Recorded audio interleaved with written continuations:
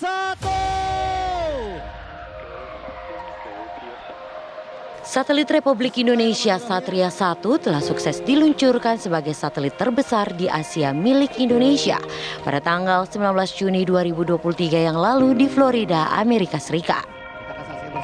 Di balik peluncuran satelit yang sukses tersebut, ternyata ada sosok perempuan muda 29 tahun yang turut andil dalam proses rancang bangun dan peluncuran satelit yang bersejarah tersebut.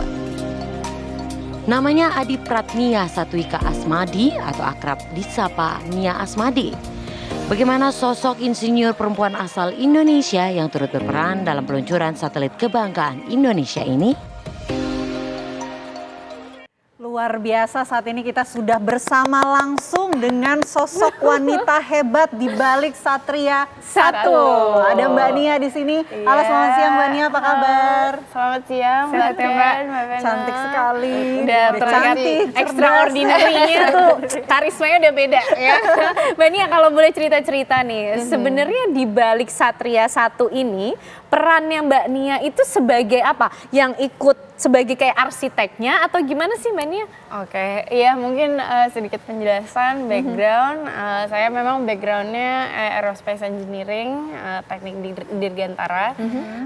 Dan untuk proyek ini saya berperan sebagai project manager. Jadi saya bekerja sama dengan tim PSN yang cukup luar biasa, tim teknis dan tim non teknis untuk koordinasi proyek strategis nasional untuk make sure bahwa semua informasi mengalir dengan lancar dan proyek on schedule dan on cost dan jadi pekerjaan saya mungkin kombinasi antara teknis dan manajemen. Manajemen, exactly. Tapi sebenarnya Mbak, kerjanya itu ngapain sih jadi insinyur project manager di satelit Satria 1? Katanya juga sebagai salah satu yang membuat ya, mendesain satelit Satria 1 ini ngapain aja sih Mbak? Iya kebetulan saya cukup bersyukur bisa bergabung di proyek ini dari awal. Jadi mulai dari 2018 mulai tender internasional dan kami diberikan kontrak pada tahun 2019 dan sejak itu kami mulai proses perancangan satelit. Jadi dari pemerintah Baktikominfo untuk ini memberikan sebuah requirement dan kita harus bisa untuk mencocokkan desain satelit yang cocok untuk kebutuhan NKRI seperti apa. Jadi kita memonitor dan bekerja sama dengan manufaktur satelitnya dan make sure apa yang didesain itu betul-betul apa yang mereka deliver. Jadi di proses itu ada proses manufacturing, ada proses testing, dan kita harus make sure ya yang mereka desain dan yang keluar dari hasil testing itu memang benar-benar cocok. Jadi kita at the end ya kita sign off, ini satelitnya memang benar-benar sudah sesuai spek dan kita agree untuk meluncur dan kita menyiapkan menyiapkan transisi ke tahap operasi nanti di akhir tahun. Nah Mbak, sebagai project manager artinya kan tanggung jawabnya nggak main-main. Kalau saya baca-baca Mbak Nia ini termasuk orang yang harus membuat keputusan ditempatkan di bagian-bagian yang harus membuat keputusan cukup besar gitu, sebagai launch director juga kayak gitu. Itu gimana tuh ceritanya tuh? Iya, mungkin sebagai project manager saya didukung oleh manajemen yang cukup suportif dan saya diberikan banyak kepercayaan dan tentu saja saya banyak konsultasi dengan tim senior manajemen dan saya cukup harus bisa untuk mengambil keputusan tapi tidak sendiri itu tentunya. Dan kemarin memang saya juga diberikan kesempatan untuk jadi customer launch director. Dan itu tahap akhir sebelum peluncuran yang kita go no go. Jadi lumayan spesial terutama di waktu karir saya yang mungkin masih di awal. Tapi saya bersyukur tim PSN dan tim Baktikominfo semuanya memberikan saya kepercayaan dan harmoni antara tim di PSN juga sangat baik. Jadi alhamdulillah semuanya lancar. Mbak Nia ini kan termasuk masih muda ya Mbak ya, Iya, 29 tahun loh. Terus juga akhirnya bisa menjadi project manager, terus juga Project tugasnya besar ya, project satelit Satria 1 ini besar. Ada nggak sih pressure tersendiri atau kesulitan tersendiri yang mungkin Mbak Nia dijumpai rasakan selama bertugas bertugas project di Satria 1 ini Mbak?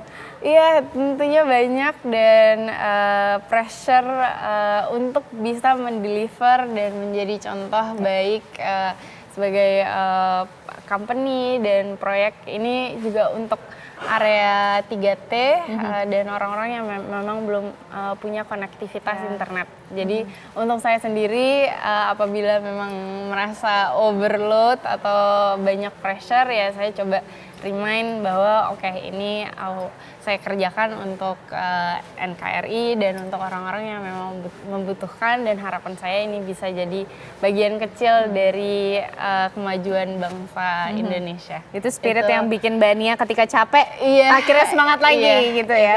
Itu Ada cerita menarik apa sih Mbak Nia selama proses proyek ini berjalan dari awal sampai akhir, mungkin yang banyak masyarakat Indonesia juga belum tahu nih tapi dialami oleh timnya Mbak Nia gitu? Iya, banyak sekali, cuma mungkin salah satu kebanggaan saya sendiri adalah kita bisa menjalani proyek ini selama COVID dan itu menjadi tantangan yang sangat besar untuk bisa manage suatu konstruksi ya satelit cukup high teknologi dan kompleks sistem dan kita semua bareng-bareng harus bisa adaptasi dengan adanya teleconference dan kita juga ada supporting consultant dari Amerika, jadi itu jam kerjanya udah karena perbedaan waktu ada yang di Amerika, ada yang di Eropa, ada yang di Indonesia, jadi kita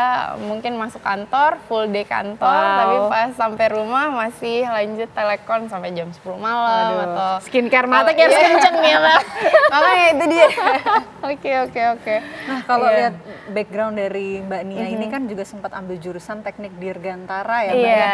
Terus S2-nya di luar juga ya, sama teknik yang sama, aerospace lah. Aerospace itu engineering. jurusan yang cukup unik ya, cukup jarang diambil lah oleh masyarakat Indonesia. Kenapa sih Mbak kemudian pada akhirnya tertarik untuk bisa mengambil jurusan itu, bekerja dan pada akhirnya bisa jadi orang di balik satelit Satria 1? Iya, kebetulan by luck.